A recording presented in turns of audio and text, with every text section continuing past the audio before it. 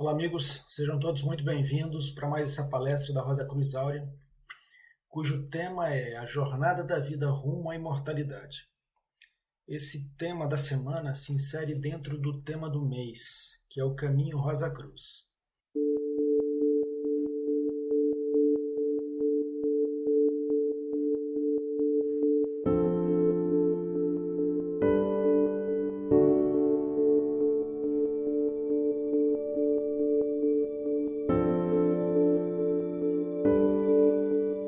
O Caminho Rosa Cruz diz respeito a um processo, a um caminho interior de transformação da consciência e da vida, que tem sua base na rosa, que é o princípio espiritual latente no sistema humano, que pode levar o ser humano material, a cruz, a uma ligação e a uma unificação com esse princípio espiritual, o que acaba por realizar uma condição de rosa cruz, ou seja, um ser humano material unificado com seu aspecto espiritual. Dentro do tema do mês, abordaremos hoje o subtema A Jornada da Vida Rumo à Imortalidade, que trata de alguns aspectos desse caminho de unificação entre o ser humano material e seu aspecto espiritual.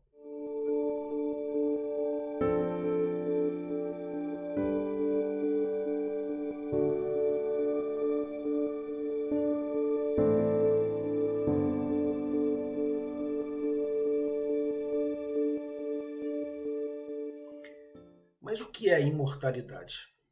Imortalidade, como é normalmente conhecido, é a ideia de viver física ou espiritualmente durante um período infinito de tempo.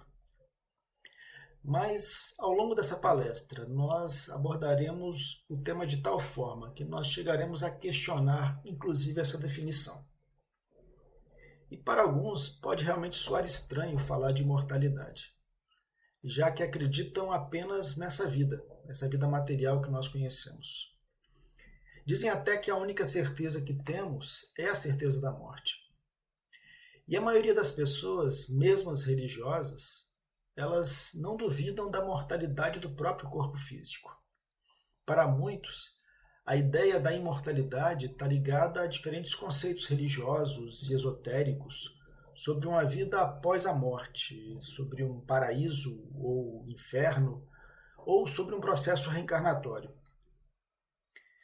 Vamos então aprofundar o tema e abordar os motivos que nos levam a abordar este tema. Nós sabemos que, em primeiro lugar, certamente existe uma busca constante ao longo de toda a história humana pela imortalidade. Lendas como a de Gilgamesh, por exemplo, relatam a busca do herói pela imortalidade. Outras lendas, histórias, falam de elixires da imortalidade, ou falam de objetos como o Santo Graal, que concederiam a imortalidade. Fala-se também de técnicas para chegar à imortalidade. Mesmo em mitos contemporâneos, por exemplo, O Senhor dos Anéis, há seres como os elfos, que têm uma vida muito mais longa que os seres humanos, de milhares de anos. Tudo isso seria apenas prova da imaginação fértil do ser humano ou faz algum sentido? Independente de haver alguma verdade literal ou simbólica nessas histórias, nessas lendas, certamente podemos afirmar que todos esses relatos são provas de um impulso, de uma busca presente no ser humano.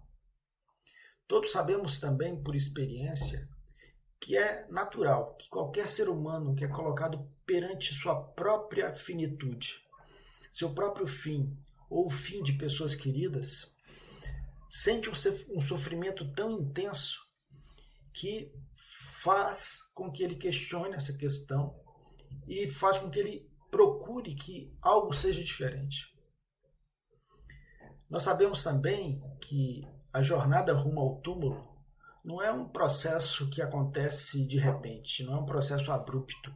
Ele é lento, ele é contínuo, em que o ser humano adulto começa cedo ou tarde a perceber que esse processo de envelhecimento começou. Surgem rugas em sua expressão, seus cabelos podem cair, embranquecer, e a energia da juventude pouco a pouco se perde. Por isso, tenta-se ao máximo postergar esse processo, seja através de cremes para ruga, tintura para cabelo, operações plásticas, ou mesmo com cuidados com a saúde, exercícios físicos, uma alimentação mais saudável. Mas nós sabemos que, em relação à duração da vida, nós não somos certamente uma espécie de vida muito longa, em comparação com outras. Há animais que vivem muito mais tempo do que nós. Só vou citar alguns exemplos. Existe um tipo de esponja, o Monoraphis shuni, que é frequentemente encontrada no fundo do oceano, que chega a viver 11 mil anos. Há corais também que têm uma vida muito longa. Existe um tipo de coral chamado Leopatis, que é encontrado principalmente na costa do Havaí, que pode atingir uma idade de mais de 4 mil anos. Os tubarões da Groenlândia, que são encontrados nas profundezas dos oceanos Ártico e Atlântico, têm uma expectativa de vida de 270 anos, mais ou menos. Há um peixe encontrado no Oceano Pacífico, o Sebastes aleutianus, que pode viver por mais de 200 anos. As baleias da Groenlândia podem ultrapassar os 200 anos de vida. E as tartarugas gigantes de Galápagos podem chegar a 175 anos. Sabemos também que há árvores, como alguns pinheiros da América do Norte, que chegam a viver por 2 mil anos. Entre eles, o Pinus longaeva, da Califórnia, pode chegar a 5 mil anos. Mas o mais incrível é uma água-viva chamada Turritopsis dorni. Ela vive na forma de água-viva quando adulta, denominada também de medusa. Mas em um determinado momento, que varia de indivíduo para indivíduo, ela volta para a forma jovem, que é a forma de pólipo. Nesse caso, seu DNA, em vez de programar a morte, programa a volta da água-viva para uma condição original de pólipo, dando início a uma nova vida. É, portanto, um verdadeiro renascimento que pode se repetir indefinidamente. Poderíamos até dizer que ela é imortal, através de uma completa renovação de seu ser. Mas alguns preferem utilizar o termo amortalidade, ou amortalidade biológica, em vez de imortalidade, já que a morte continua sendo uma possibilidade, por exemplo, ocasionada por um predador. Mas se é possível para algumas águas-vivas, será que o ser humano teria condições de manipular seu DNA e se tornar imortal ou amortal? Há cientistas que afirmam que sim. Se formos pensar, existem 3 causas possíveis para a morte: envelhecimento, doenças e lesões. Talvez seja impossível evitar totalmente o risco das últimas, das lesões. Mas acredita-se que seria possível evitar as doenças e até o processo de envelhecimento.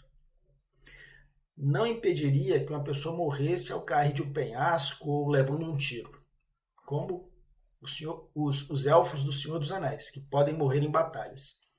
Então, seria uma condição de amortalidade e não imortalidade. De qualquer forma, atualmente, mesmo os seres humanos que vivem mais tempo não avançam muito além de 100 anos de vida. Os recordistas chegam a 120 e poucos anos. Atualmente, o chamado limite de Hayflick é considerado a causa física mais importante do envelhecimento, como uma espécie de relógio biológico. Esse limite é um número máximo de divisões celulares possível. Passado esse limite, a célula não se divide mais e morre. Mas acredita-se que seria possível alterar esse funcionamento das células e manter essa divisão celular indefinidamente, o que poderia ser a chave para a imortalidade ou a amortalidade, ou pelo menos para um prolongamento grande da vida humana. Outra possibilidade para se atingir o prolongamento da vida seria a transferência da mente, ou mind upload, que seria a transferência da própria personalidade e das memórias de um indivíduo para um cérebro de silício, um computador. Pessoas nesse estado, então, seriam essencialmente imortais ou amortais, a menos que o sistema que as mantém fosse destruído de alguma forma. Mas mesmo que o ser humano atinja essa amortalidade, se formos falar de forma mais ampla, é improvável que a verdadeira imortalidade exista. Porque todos os corpos universais, incluindo planetas e as maiores estrelas, morrem cedo ou tarde.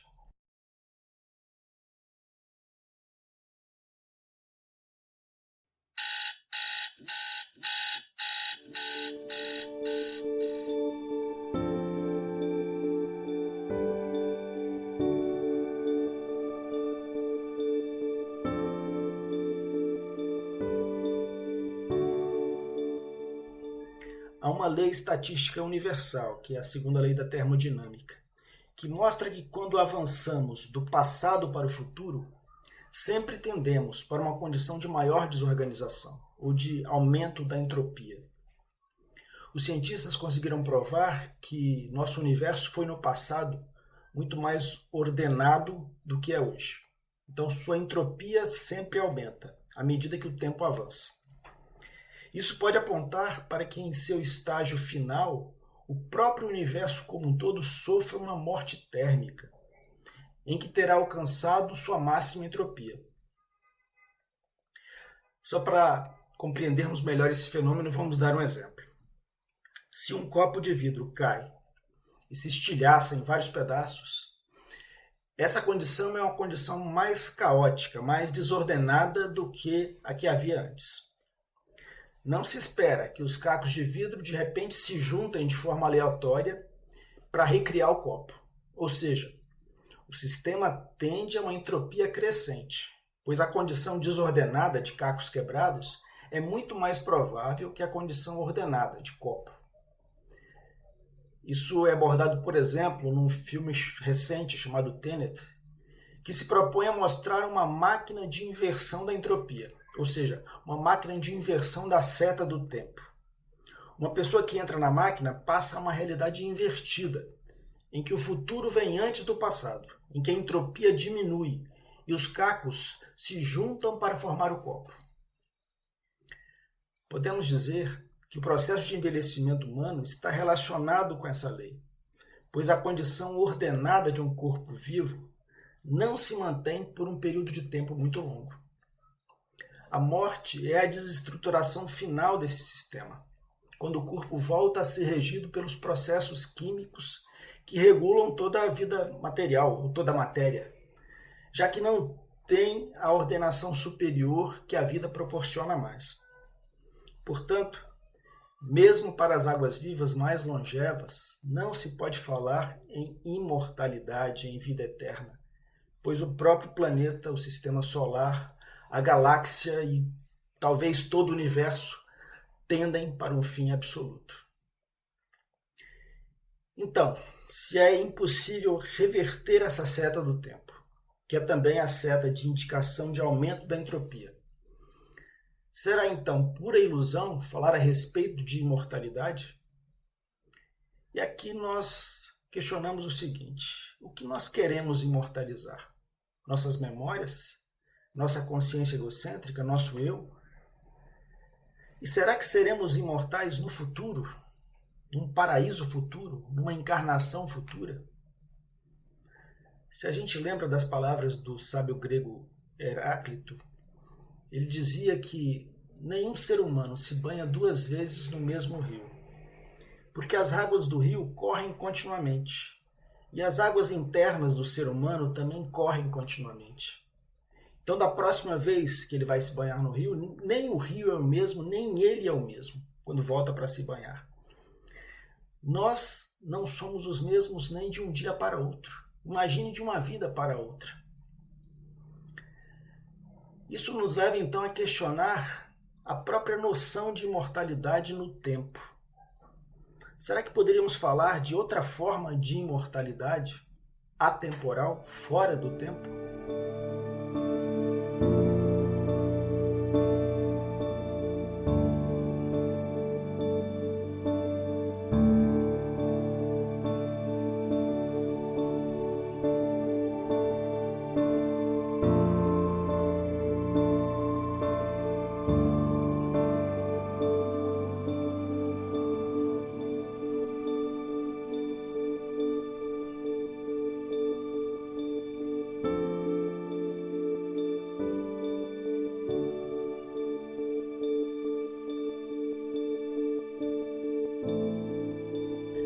Para nos auxiliar aqui, vamos citar vários trechos da sabedoria de todos os tempos.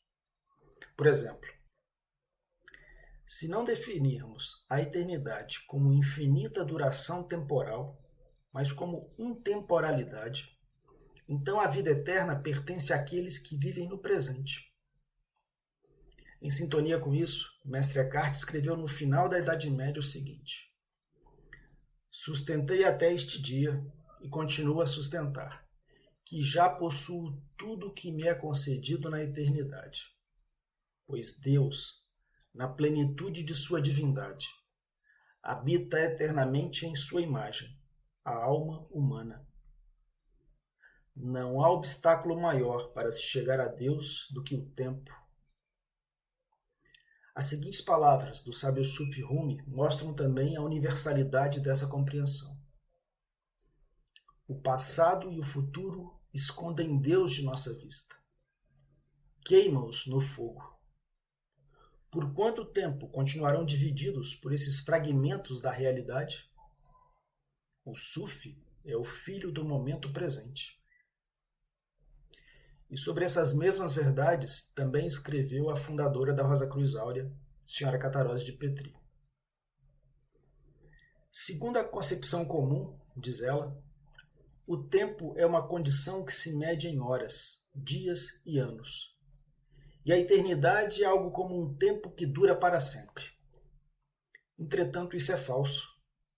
O tempo, a essência do tempo, não é outra coisa senão o sempre existente, correspondendo à concepção popular de eternidade. A eternidade é uma experiência, um estado de ser no presente. Não é verdade que vocês procuram a eternidade? Pois bem, ela está aqui, no presente. Acaso disse o Senhor de toda a vida ao bom ladrão: amanhã estarás comigo no paraíso? Não. Ele disse: hoje estarás comigo no paraíso. Por isso, deixem de se agarrar ao tempo. Libertem-se dele, a fim de que os portões da eternidade se abram para vocês. Portanto, amigos, o sempre existente é a vida no tempo, de acordo com os padrões do passado, com os padrões da memória. É viver de acordo com o que é conhecido, na tentativa contínua de uma realização futura, que na verdade não é mais do que uma repetição do passado. Esse é o jogo do tempo, do sempre existente, da roda da vida e da morte, que se realimenta continuamente. A imortalidade é a vivência da eternidade no aqui e no agora, pois só no tempo presente existe uma passagem para o além do tempo, para a verdadeira eternidade. Esse jogo do tempo é que dá origem à imagem do eu, da consciência egocêntrica. E a única possibilidade de romper com esse jogo é através de uma vivência do presente absoluto. Não como uma tentativa artificial do eu para estar no presente, para viver no presente, mas como a manifestação de uma nova consciência, que surge da conexão com o princípio espiritual no íntimo do próprio ser. O eu, na verdade, é uma construção do tempo e não pode ir além do tempo. O eu tem seu valor e importância, mas só na medida em que nos conduz até os limites dos caminhos do tempo. Até seus limites absolutos. Pois esse jogo do tempo certamente leva a um limite, cedo ou tarde. E a partir daí, o ser humano já não se satisfaz por essa busca contínua, por essa fuga constante do agora, do presente vivo, através de realizações temporais. O ser humano que chega a esse limite sente uma espécie de profundo cansaço interior e se torna um buscador da verdade, um buscador da eternidade. E é o próprio tempo que leva ao cansaço do tempo. Nesse limite, poderíamos dizer que surge uma espécie de rachadura no ciclo sem fim do tempo. E por essa rachadura, a luz atemporal da eternidade pode penetrar. O ser humano, no início dessa jornada, tende a distorcer sua vaga intuição interior dessa luz de acordo com as restrições do próprio eu, da consciência temporal, e traduz isso como um anseio pela imortalidade do eu. mas cedo ou tarde essas tentativas vão se mostrar infrutíferas. E o ser humano, amadurecido por essa experiência, também vai poder se libertar dessa ilusão.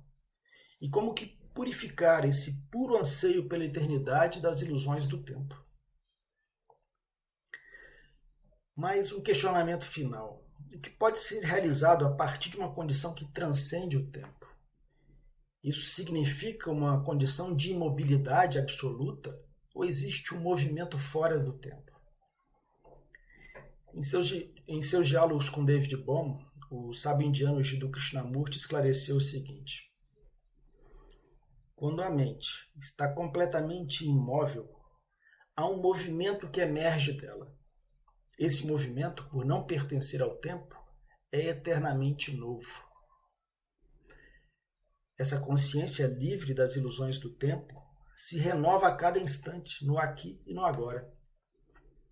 Quando, a partir de um profundo autoconhecimento, o ser humano desmascara as tentativas do eu de se imortalizar, ele começa a jornada rumo à verdadeira imortalidade, que tem uma base completamente diferente, que é justamente o princípio da eternidade que habita o mais íntimo do nosso ser. Este é o ponto de contato entre a eternidade e o tempo. Quem se liga a esse princípio entra no fluxo eterno de transformação, de renovação contínua, pois ele se liberta de seus apegos, de suas ideias fixas e principalmente dessa construção ilusória do tempo, da consciência egocêntrica que é o eu. Para finalizar, amigos, citaremos agora um trecho do livro de Mirdá, de Mikhail Naim. O ser humano se libertará, pois ele é herdeiro da santa liberdade de Deus. A roda do tempo gira, mas seu eixo está sempre em repouso. Deus é o eixo da roda do tempo. Embora todas as coisas girem à volta dele no tempo e no espaço, ele é sempre eterno, ilimitado e estático. Embora todas as coisas procedam de seu verbo é tão eterno e ilimitado quanto ele. No eixo, tudo é paz. No aro, tudo é comoção. Onde preferis estar? Deslizai do aro do tempo para o eixo, e vos poupareis da náusea do movimento. Deixai o tempo girar em volta de vós, porém não gireis vós com o tempo. Assim como a morte te livrará da morte, e a vida te libertará da vida, assim o tempo te emancipará do tempo. O ser humano ficará tão cansado da mudança que tudo nele ansiará. E ansiará com irredutível paixão por aquilo que é mais poderoso do que a mudança. E com certeza ele o encontrará em si mesmo. Felizes os que anseiam, pois estão já no limiar da liberdade. Desta forma, amigo, nós encerramos nossas reflexões de hoje e esperamos encontrá-los em nossas próximas palestras. Até a próxima.